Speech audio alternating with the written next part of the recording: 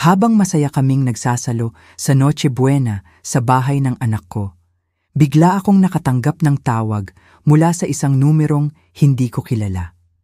Sinagot ko ito at isang boses ang bumasag sa katahimikan. Kailangan mong umuwi ka agad. Nang tanungin ko kung sino ito, inulit lang ng tao, magtiwala ka sa akin at umalis ka na ngayon din. At ibinaba na niya ang telepono. Tumayo ako mula sa mesa at umalis. Nang makarating ako sa bahay, hindi ako makapaniwala sa aking nakikita. Pero bago tayo magpatuloy, maligayang pagdating sa mga lolo, lola, tito at tita sa channel na Kwentong Lola Vault. Siguraduhing nakasubscribe kayo sa channel at isulat sa comments kung saan nyo pinapanood ang videong ito. Gustong-gusto naming malaman kung saan nakakarating ang ating mga kwento. Isang araw bago ang nakakagimbal na araw na iyon, ang tunog ng telepono ay bumasag sa katahimikan na parang isang matalim na kutsilyo. Kakatawag lang ng anak kong si Ramon, ang boses niya ay malamig at malayo.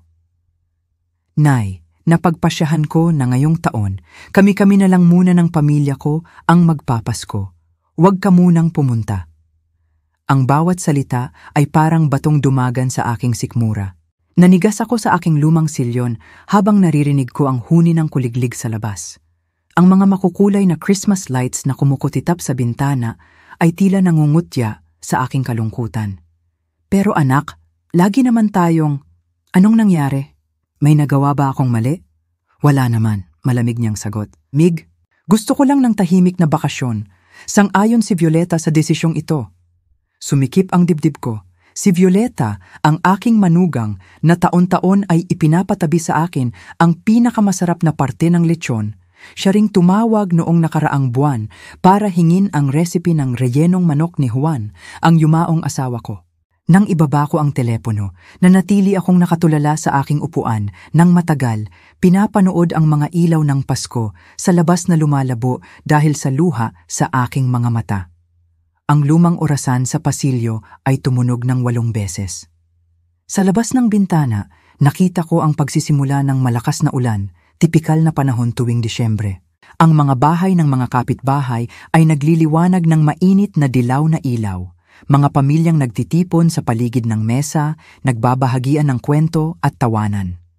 Ang pamilya Gonzales sa kabilang kalsada ay kitang-kita ang Christmas tree sa bintana. May mga regalo nang nakabalot sa ilalim nito. Anong ginawa kong mali, Juan?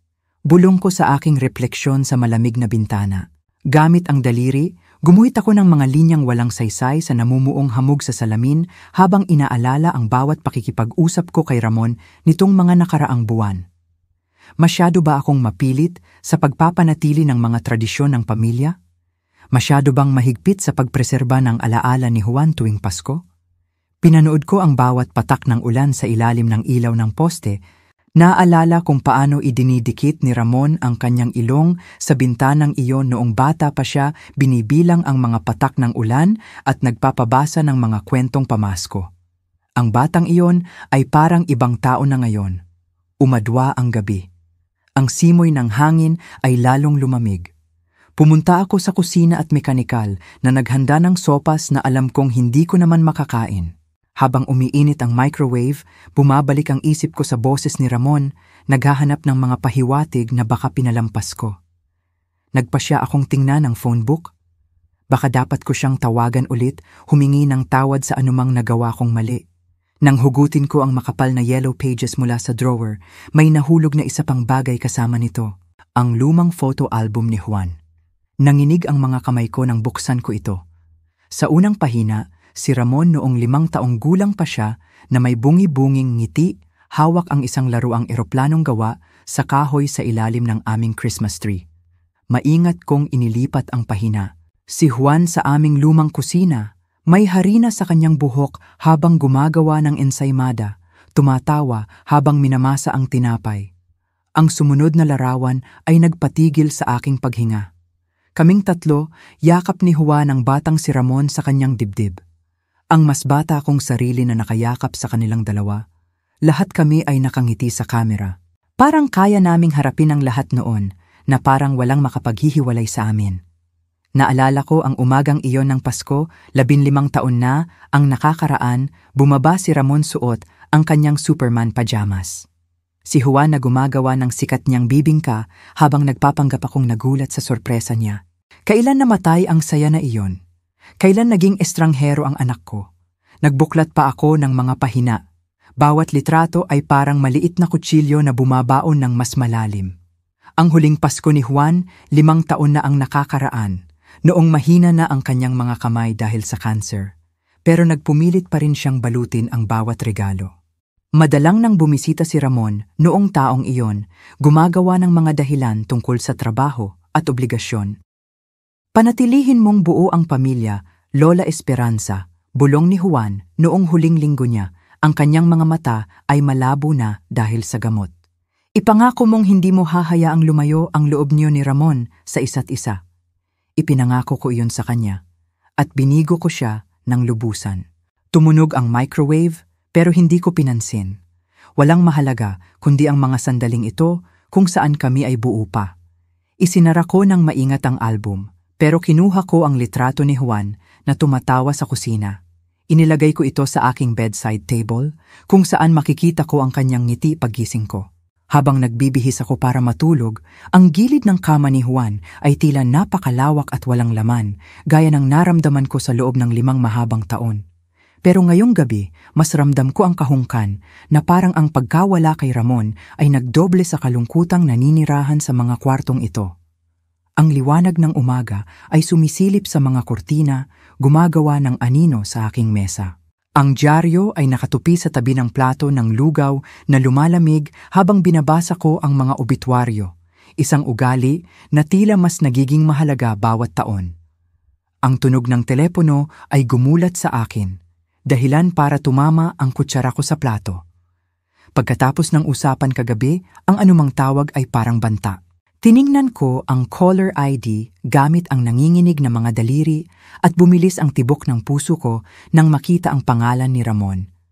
"Hello," sagot ko. Ang boses ko ay mas maingat kaysa sa nais ko. "Nay." Sa pagkakataong ito, napansin ko ang init sa dulo ng salitang iyon. Gusto kong humingi ng tawad sa tawag ko kagabi. Maling-mali ako.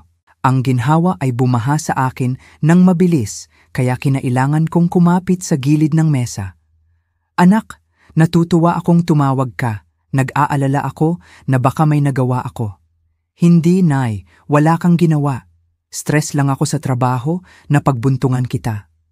Ipinaalala ni Violeta kung gaano kahalaga ang mga tradisyon ng pamilya. "Gusto naming pumunta ka sa Noche Buena." "Siyempre pupunta ako," sagot ko kaagad. Ang saya ay bumubulwak. "Dadalhin ko ang rellenong manok ng tatay mo at ako na ang gagawa ng fruit salad." "Perpekto yan! Dalhin mo lahat ng nakasanayan mong gawin," sabi niya at tumigil sandali. Sobrang excited na si Violeta. Nagtatanong na ang mga bata tungkol sa mga kwento ni Lola Esperanza. May kung ano sa kanyang sigla na parang minadali, parang nagbabasa ng script. "Ramon, anong nagpabago ng isip mo? Kahapon parang sigurado ka na." "Narealize ko lang ang pagkakamali ko." "Yun lang," sagot niya. Ang mga salita niya ay nagmamadali. "Kailangan ko nang ibaba. May tawag sa trabaho. Kita tayo sa Pasko ng tanghali." "Teka, anak, pwede ba tayong mag-usap lang?" "Mahal kita, Nay. Kita tayo." Naputol ang tawag. Nanatili akong hawak ang telepono, tinititigan ito na parang mabibigyan ako nito ng sagot. Sa isang saglit, purong saya ang dumaloy sa aking mga ugat. Ligtas ang Pasko, buo na ulit ang pamilya. Pero sa katahimikang sumunod, ang pagdududa ay pumasok na parang malamig na hangin sa sirang bintana. May kung anong hindi natural sa boses ni Ramon. Tama ang mga salita, tama ang paghingi ng tawad, pero parang hungkag, mekanikal. Lumakad ako papunta sa bintana ng kusina kung saan ang ulan kagabi ay nag-iwan ng mga putik at basang kalsada. Ang mga anak ng pamilya Perez ay nagsasabit na ng parol. Ang tawanan nila ay umaabot sa akin. Mga normal na pamilya na gumagawa ng normal na bagay sa umaga ng Disyembre. Baka nag-iisip lang ako ng kung ano-ano, bulong ko sa alaala ni Juan. Habang ginagawa ko ang aking routine sa umaga, hugas ng plato, ligpit ng dyaryo, mas lumakas ang hindi magandang pakiramdam. Iniwasan ni Ramon ang anumang malalim na usapan, nagmamadaling ibaba ang telepono. May sinabi siyang tumatak sa isip ko. Ipinaalala ni Violeta kung gaano kahalaga ang mga tradisyon ng pamilya. Kailan pa kinailangan ni Violeta na ipaalala kay Ramon ang bagay na iyon? At bakit binanggit pa niya ang suporta nito? Parang kailangan niya ng permiso para imbitahan ang sarili niyang ina. Ang sumunod na 3 araw ay puno ng determinasyon. Gumising ako noong ika-22 ng Disyembre na may lakas na hindi ko naramdaman simula nang mamatay si Juan. Kumakanta ng ang Pasko ay sumapit habang nagtitimpla ng kape. Ang aking notebook ay napuno ng listahan ng bibilhin. Manok, sangkap para sa relleno, hamon, bulong ko habang nagsusulat. Dapat maging perpekto ang lahat. Ito ang pagkakataon ko para patunayan na mahalaga pa rin ang pamilya. Ang palengke sa kanto ay puno ng mga namimili para sa Pasko. Nang turn ko na, kinausap ko ang suki kong tindero. Kailangan ko ng pinakamagandang manok para sa relleno at isang malaking hamon de bola, sabi ko, para sa isang espesyal na reunion ng pamilya. Ang ipinakita niya sa akin ay tila galing sa magazine. Nagbayad ako ng walang tawad, ini-imagine na ang sandaling dadalhin ko ito sa kusina ni Ramon. Noong ika-23, pumunta ako sa mall. Sa toy store, pumili ako ng model airplane kit para kay Diego, isang vintage Cessna na kahawig ng eroplanong kahoy sa lumang litrato. Para kay Sarah, pumili ako ng art set na may mga color pencil sa isang kahong kahoy. Nang gabing iyon, pumitas ako ng mga herbs sa aking munting hardin para sa marinade ni Juan. Ang recipe na nakasulat sa kanyang maayos na sulat kamay ay nakasandal sa asukalan habang naghihiwa ako ng bawang. Juan, sana maalala ko ito ng tama, bulong ko sa kanyang litrato. Ang marinade ay naging isang mabangong timpla, bawang, toyo, kalamansi, at ang sikretong sangkap ni Juan, kaunting white wine. Minasahe ko ito sa manok ng maingat. Pakiramdam ko ay nagsasagawa ako ng isang ritual ng pagkakasundo. Ang umaga ng Noche Buena ay kulimlim at maulan, pero mataas ang aking diwa. Binalot ko ang mga regalo ng pulido. Ang aking pinakamagandang blusang pamasko ay plansado na. Habang papalapit ang gabi, nagsimulang bumalik ang kaba.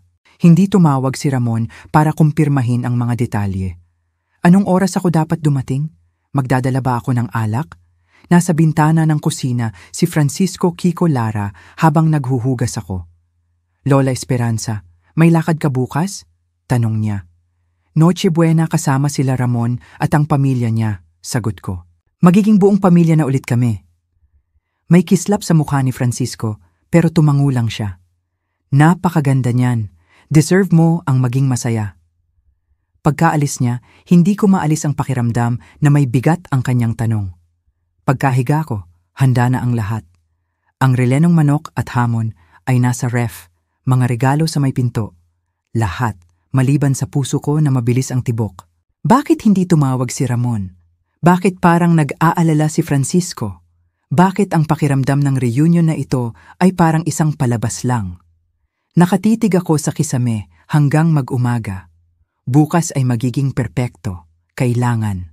Ang umaga ng Pasko ay maaliwalas kahit basa ang kalsada. Nagbihis ako ng maayos. Mabigat ang dala kong pagkain habang isinasakay ko ito sa kotse kasama ang mga regalo. Huminto ako sa pinto, hawak ang susi, at lumingon. Ang mga walang laman na kwarto ay nakatingin sa akin. May malamig na hangin na dumampi sa likod ko, pero iwinaksi ko ito at sumakay sa kotse. Tungkol ito sa pamilya ngayon, tungkol sa paghilom. Ang biyahe papunta kay Ramon ay basa dahil sa ulan. Ang mga Christmas lights ay nakapalamuti sa bawat bintana. Binuhat ko ang mga pagkain at regalo. Bago pa ako kumatok, bumukas na ang pinto, iniluwa ang mainit ng ngiti ni Violeta. Lola Esperanza, buti nandito ka na. Pasok ka. Amoy cinnamon at pini ang bahay. May tugtog ng Pasko at ang mga ilaw ay gumagawa ng anino sa makintab na sahig. Biglang sumulpot si Diego sa tabi ko, tumatalon sa tuwa. Lola Esperanza, may dala ka bang regalo? Pwede na bang buksan? Sabi ni Mama maghintay daw, tawa ni Violeta, kinukuha ang mabigat na tray ng pagkain. Ang bigat nito ah, anong sikreto mo? Ang marinade ni Juan, paliwanag ko habang sumisilip si Sara ng mahiyain. Sina Marta at Jose Hernandez, ang mga magulang ni Violeta, ay mainit akong binati. Lumabas si Ramon sa huli, inaayos ang kanyang polo ng medyo pilit. Ang ngiti niya ay hanggang bibig lang, hindi umaabot sa mata. Salamat sa pagpunta, Nay. Malaking bagay ito sa amin. May kung ano sa tono niya na nagpatitig sa akin sa kanya. Pero hinila ako ni Diego papunta sa dining room. Ang mesa ay puno ng magagandang plato. Ang aking rellenong manok at hamon ang bida sa gitna. Gusto mo bang ikaw ang maghiwa, Lola Esperanza? Tanong ni Violeta. Hiniwa ko ito ng maingat. Malambot ang karne at mabango ang palaman. Tuloy-tuloy ang kwentuhan habang kumakain. Tinanong ako ni Jose tungkol sa plano ko sa pagre-retiro. Pinuri ni Marta ang pagkain. Ang mga bata ay masayang nagkukwento. Kahit si Ramon ay parang relax na, pero napansin ko ang ilang bagay. Panay ang tingin niya sa relo kapag akala niya walang nakatingin. Napapapitlag siya kapag may nagba-vibrate na cellphone. Ang tawa niya ay parang may kulang. Lola, pwede na bang buksan ang regalo? Tanong ni Sara pagkatapos ng dessert. Sige na, please, dagdag ni Diego. Sa sala, napuno ng makukulay na pambalot ang sahig. Nanlaki ang mata ni Diego sa model airplane. Isang Cessna! Pwede ba nating buuin ito ng sabay? Oo naman, pangako ko. Niyakap naman ni Sara ang art set niya. Idodrawing ko ang buong pamilya, pati si Lolo Juan. Tumahimik ang kwarto sandali. Ang pagkawala ni Juan ay biglang naramdaman. Matutuwa siya rito, sabi ko, garal-gal ang boses. Habang lumalalim ang gabi, naging komportable na kami. Nag-uusap kami ni Jose tungkol sa basketball habang tumutulong si Marta kay Violeta sa kusina. Naglalaro ang mga bata. Pinaluwagan ko ang aking damit at sumandal sa sofa. Ito ang tunay na diwa ng Pasko. Nag-vibrate ang cellphone ko sa bulsa. Hindi ko pinansin, pero tumunog ulit ito. Excuse me lang, sabi ko kay Jose. Pumunta ako sa maliit na banyo para sa privacy. Unknown number ang nasa screen. Sinagot ko. Hello, sino to? Pasko ngayon ha? Kailangan mong umuwi ka agad. Ang boses ay galing sa isang lalaking hindi ko kilala. Parang nagmamadali. Napakurap ako sa salamin. Sino to? Anong sinasabi mo? Hindi na mahalaga yun ngayon, umuwi ka na lang. Humigpit ang hawak ko sa telepono. Naririnig ko si Diego sa labas na nagkukwento. Hindi ko maintindihan. Anong nangyayari? Magtiwala ka sa akin at umalis ka na ngayon din. Naputol ang tawag. Nakatitig ako sa telepono. Ang refleksyon ko sa salamin ay mukhang mas matanda dahil sa pag-aalala. Ang boses ng estranghero ay puno ng diin. Ano ang pwedeng mangyari sa bahay? Sunog? Nakawan? Bumilis ang isip ko. Pero Noche Buena ngayon. Paano ako aalis dahil lang sa tawag ng hindi ko kilala? Nay, okay ka lang ba dyan? Boses ni Ramon mula sa labas ng pinto. Parang nag-aalala. Sandali lang, sagot ko. Huminga ako ng malalim. Nahawa ako sa pagmamadali ng estranghero. Hindi ko ito pwedeng baliwalain. Nang buksan ko ang pinto, parang naging iba na ang paligid. Okay lang ang lahat, Nay. Tumingin si Ramon, may kislap sa mata niya na pwedeng pag-aalala o kalkulasyon. Kailangan kong umuwi, sabi ko nang mabilisan. May emergency. May tumawag. May nangyari sa bahay. Tumahimik ang kwarto. Anong klaseng emergency? Tanong ni Violeta habang may hawak na basahan. Hindi ko pa alam. Basta sabi kailangan kong umuwi. Tumayo si Ramon. Sino ang tumawag? Bakit hindi nila sinabi kung ano? Pinag-aralan ko ang mukha ng anak ko. Ang pag-aalala niya ay mukhang totoo, pero may itinatago. Kailangan ko nang umalis. Hinalikan ko ang mga bata. Salamat sa magandang Noche Buena. Pasensya na at kailangan kong umalis. Sinampal ng malamig na hangin ang mukha ko paglabas ko. Sa rearview mirror, nakita ko ang pamilya sa pinto. Si Violeta yakap ang sarili, si Jose umiiling, ang mga bata nakadikit sa bintana.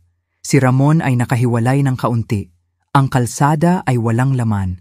Ang radyo ay tumutugtog ng Silent Night, pero walang tahimik sa gabing ito.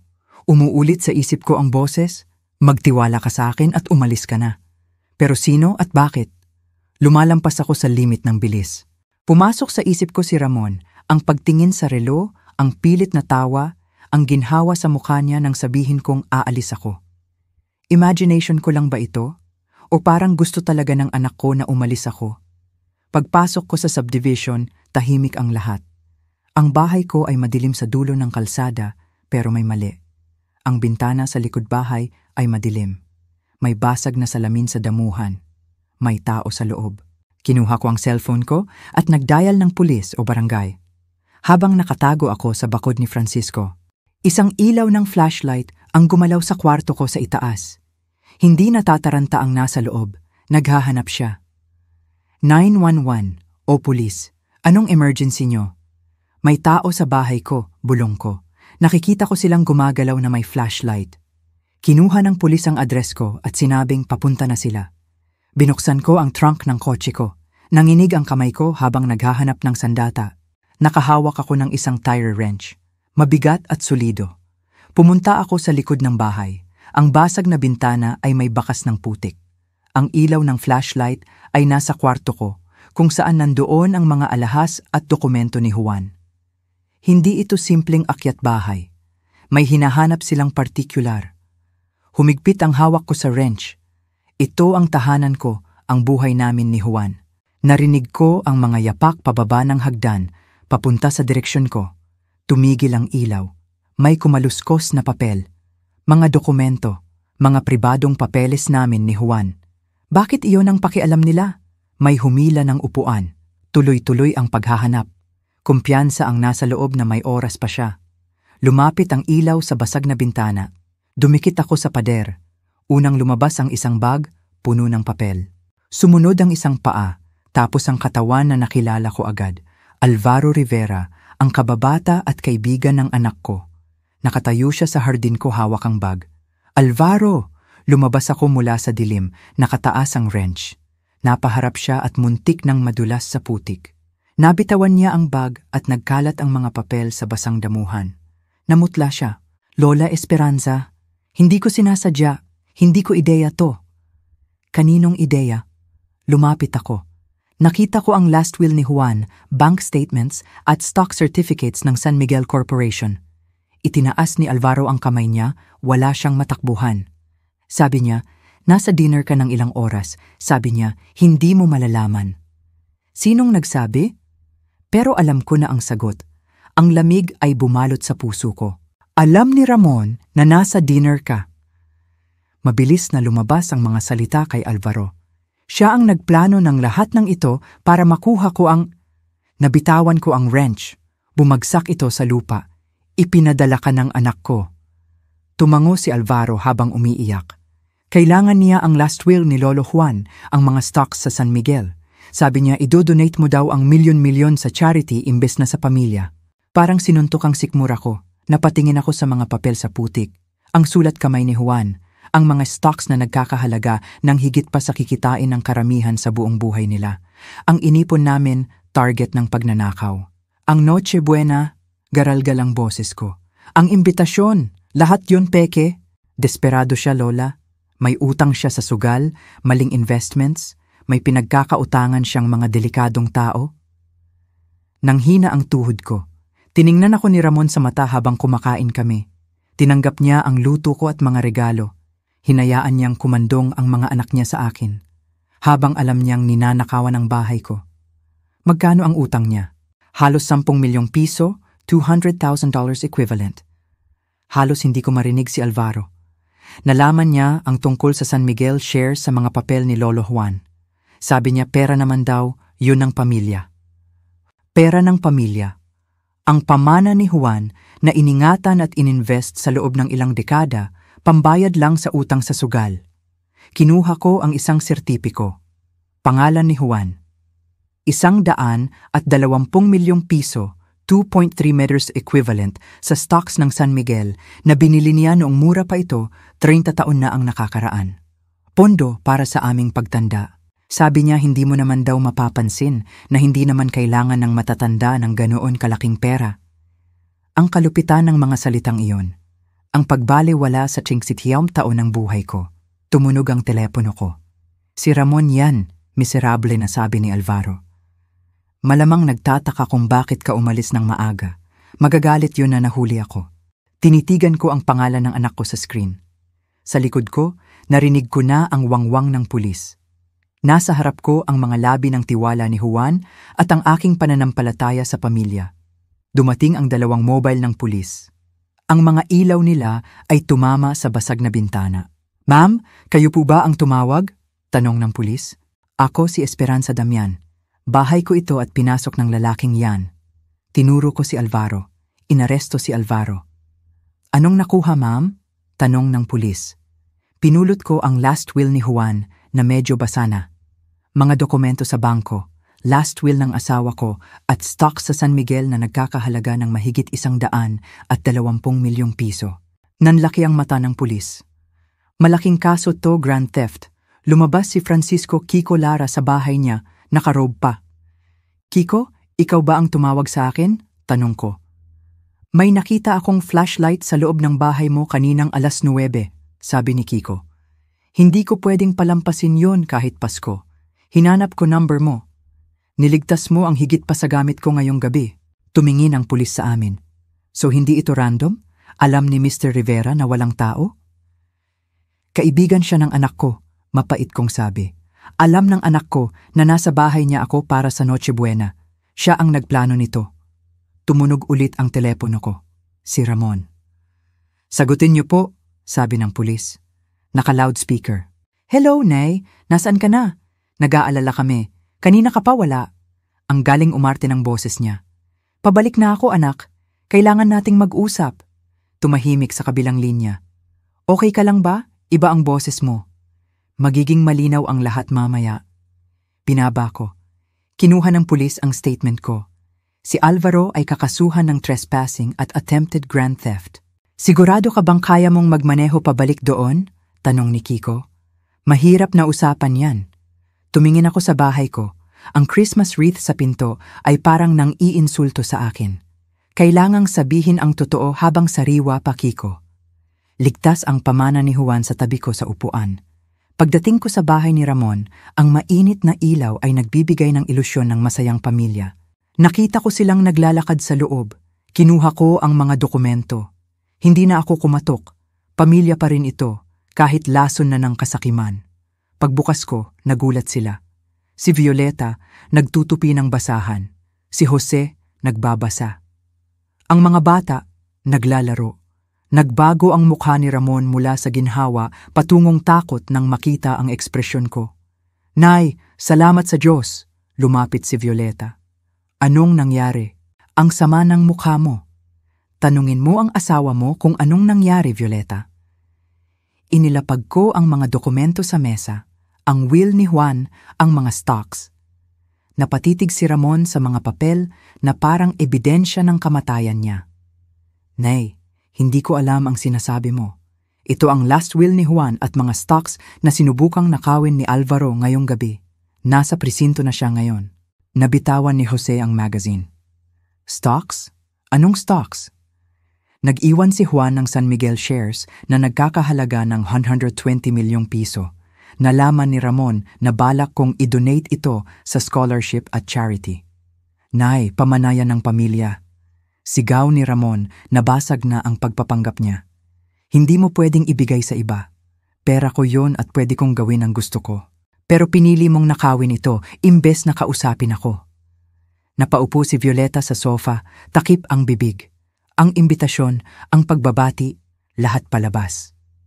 "Ginamit mo ang Pasko. Ginamit mo ang mga anak mo. Ginamit mo ang asawa mo. Ginamit mo ang pagluluksa ko sa tatay mo para pagtakpan ang pagnanakaw." "Ramon, sabihin mong hindi totoo to," sabi ni Marta. Pero hindi na makatanggi si Ramon. "Hindi niyo alam ang pressure na dinadala ko, ang mga utang." "Magkano?" tanong ni Jose. 10 milyon, $200,000, pag-amin ni Ramon. Sugal, maling negosyo. "Kaya ninais mong nakawin sa nanay mo?" garalgal na sabi ni Violeta. "Ginamit mo pa kami bilang alibi?" Tumingin si Diego mula sa eroplano niya. "Bakit po kayo sumisigaw?" "Gumawa ng masamang desisyon ang tatay niyo," malumanay kong sabi. Humarap ako kay Ramon. "Tiwala ang sinira mo." "Aayusin ko naman kailangan ko lang ng pambayad." "Sa pamamagitan ng pagnanakaw sa sarili mong ina sa Noche Buena?" Tumayo si Jose sa galit.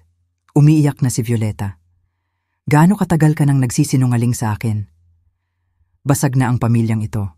Ang stocks ay mapupunta sa scholarship at charity gaya ng gusto ni Juan. Kinuha ko ang mga dokumento. Naniniwala siya sa pagtulong. Ikaw, ginawa mong target ng krimen ang pamana niya. Tumalikod ako para umalis. Violeta, ikaw at ang mga bata ay laging welcome sa bahay ko. Wala kayong kasalanan dito. Lumabas ako sa malamig na gabi, iniwan ang mga piraso ng nasirang pamilya.